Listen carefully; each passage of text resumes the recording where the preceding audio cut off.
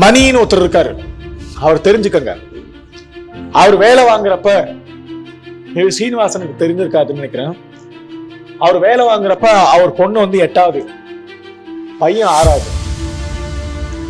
செக்ரட்டேரியட்ல group 4 வேலை பார்த்துக்கிட்டு என் கூட தான் தமிழ் மீடியத்துல எழுதி காலையில அவரு ஆவடியில ஆரம்பிச்சு செக்ரட்டேரியட் போய் சேர்றதுக்கு அதுவும் ட்ரெயின்ல தொங்கிட்டு போனேன்.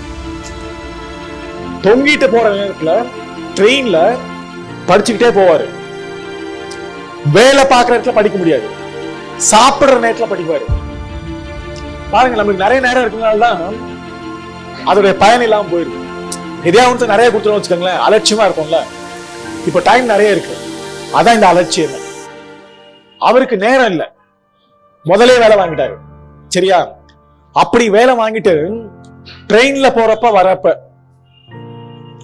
சாப்பிடுறப்ப லஞ்ச் டைம் அப்ப கொஞ்சம் கொஞ்சமா குருவி மாதிரி சேர்த்து தமிழ்லயே எழுதி இன்னைக்கு ஐஏஎஸ் இருக்காரு என்னோட பேட்ச்மேட் அஸ்ஸாம்ல.